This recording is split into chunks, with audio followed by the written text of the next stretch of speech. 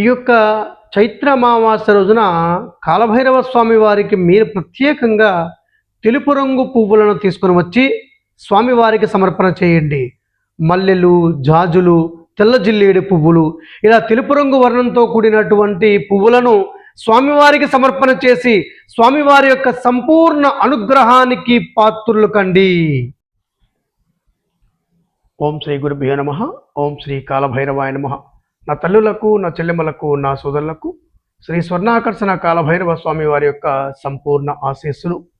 రేపు ఏప్రిల్ 17, 2026 శుక్రవారం అత్యంత మహోన్నతమైనటువంటి పర్వదినంగా చెప్పబడుతుంది.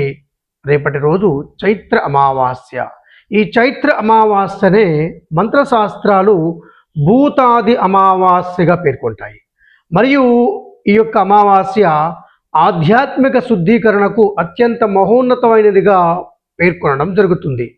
ఈ యొక్క అమావాస్య రోజున మీకు సంతానం ఉన్నట్లయితే మీ సంతానము అభివృద్ధి దిశగా పయనించాలని మీరు కోరుకున్నట్లయితే, అలాగే వారి జీవితంలో ఏవైనా దోషములు, అవి గ్రహ దోషములు కానీ, సర్పదోషములు కానీ, నరదిష్టి దోషములు కానీ, అలాగే దృష్టి దోషములు కానీ, బాలారిష్ట దోషములు కానీ, చిన్నపిల్లలైతే ప్రయోగ తత్సంబంధమైన దోషములు కానీ సంపూర్ణంగా నివారించుకోవాలని మీరు భావన చేస్తే, వారి పెద్దవారైనా చిన్నవాళ్ళైనా, ఆడవారైనా మగవారైనా, ఈ యొక్క అమావాస్య రోజున ఈ యొక్క ప్రత్యేకమైన పరిహారాన్ని మీరు ఖచ్చితంగా పాటించడానికి ప్రయత్నం చేయండి.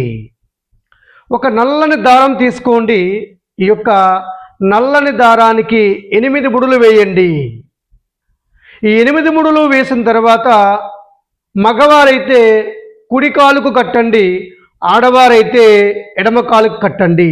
ఇది కట్టేటప్పుడు 9 సార్లు కూడా మీరు ఈ యొక్క మహామంత్రం జపం చేయండి. వారికి కూడా చెప్పండి ఈ యొక్క మంత్రం చదవమని. ఈ యొక్క మంత్రము ఓం హ్రీం వం వటుకాయ ఆపదుద్ధారణాయ కురు వటుకాయ వం హ్రీం ఓం మమ రక్ష రక్ష వారితో చెప్పించండి.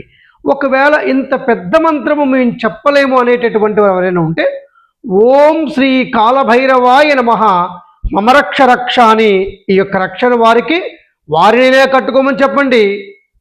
మీరైనా కట్టడానికి ప్రయత్నం చేయండి. ఉదయం కానీ సాయంత్రం కానీ ఈ యొక్క రక్షను కట్టడానికి ప్రయత్నం చేయండి.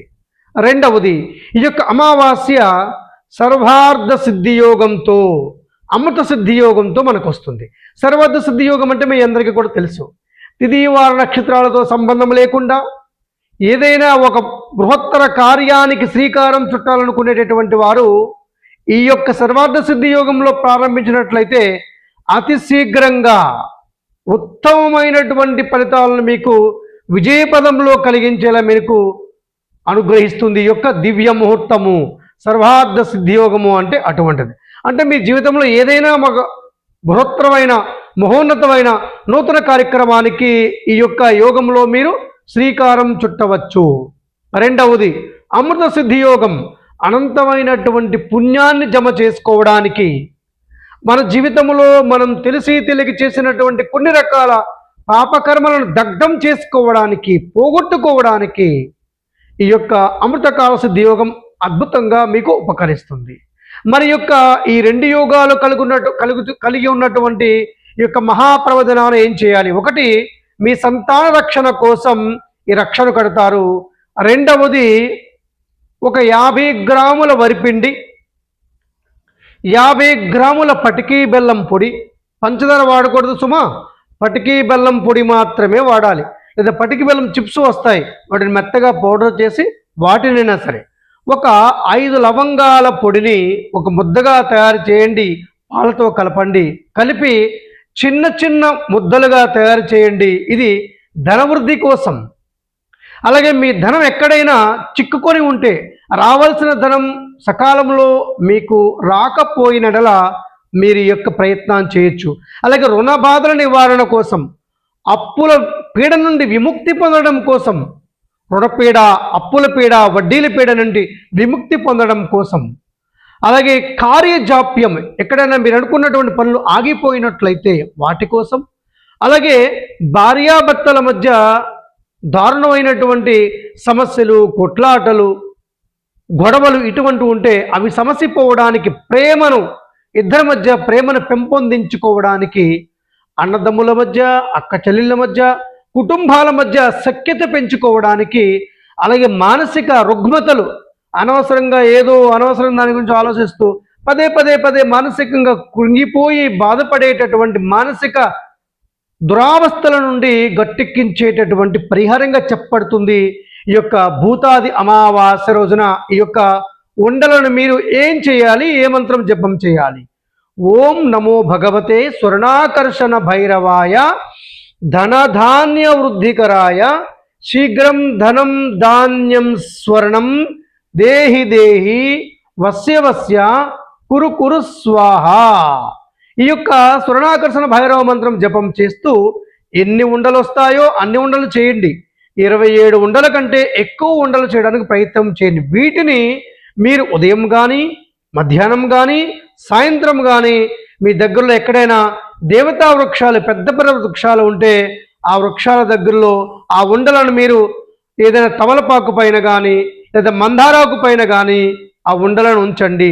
ఆ చెట్టు చుట్టూ కానీ ఆ చెట్టు పరిసర ప్రాంతాల్లో కానీ ఉంచండి. లేకుంటే ఎక్కడైనా నదులు, కాలువలు, చెరువులు ఉంటే వాటి ఒడ్డునైనా ఉంచడానికి ప్రయత్నం అవి కొన్ని జీవులకు ఆహారం అవుతుంది.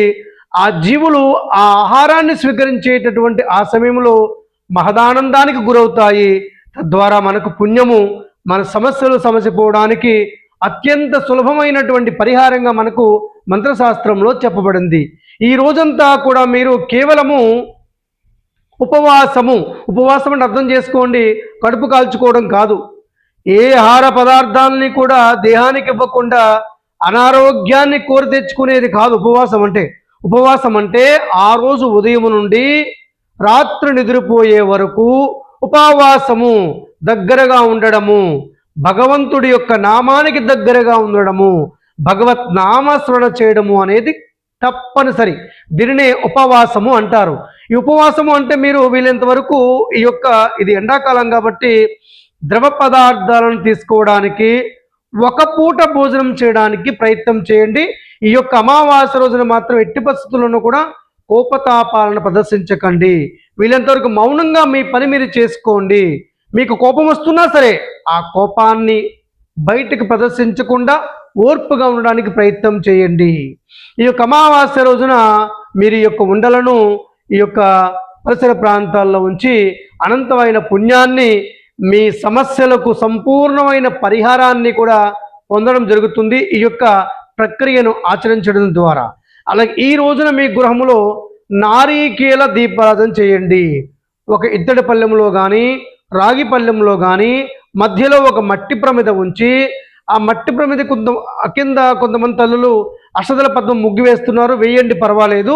దానిపైన మట్టి ప్రమిద పైన చిన్న ఎండు కొబ్బరి ఉంచి లోపల కొబ్బరి నూనె కానీ, నువ్వుల నూనె కానీ, ఆవు నెయ్యి కానీ వేసి ఒక 2 ఒత్తులను వెలిగించి ఆ దీపాన్ని పరమాత్ముని యొక్క, కాలభైరవ స్వామి వారి యొక్క సంపూర్ణ తేజోరూపంగా భావన చేసి పంచోపచార పూజలు చేసి అక్కడ మీరు ఈ 2 మంత్రాలలో ఏదైనా ఒక మంత్రాన్ని 10 మాలలు జపం చేయడానికి ప్రయత్నం చేయండి.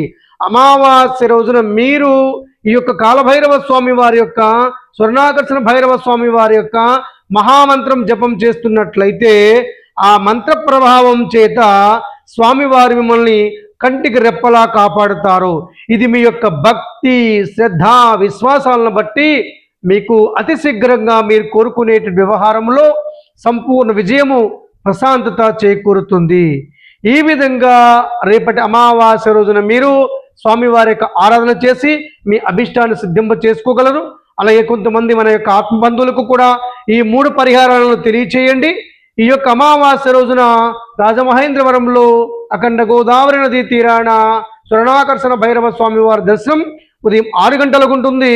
7 గంటలకు క్రింద ఉన్న కాలభైరవ స్వామి వారికి కంకాల హారతి ఉంటుంది. 7:30 నుండి పైన ఉన్నటువంటి శ్రీ లక్ష్మీ కుబేర స్వర్ణాకర్షణ భైరవ స్వామి వారికి స్వయం సర్పహారతి సేవా కార్యక్రమం ఉంటుంది. మీ అందరికీ మరొకసారి స్వర్ణాకర్షణ భైరవ స్వామి వారి యొక్క సంపూర్ణ ఆశీస్సులు. శుభం భవతు.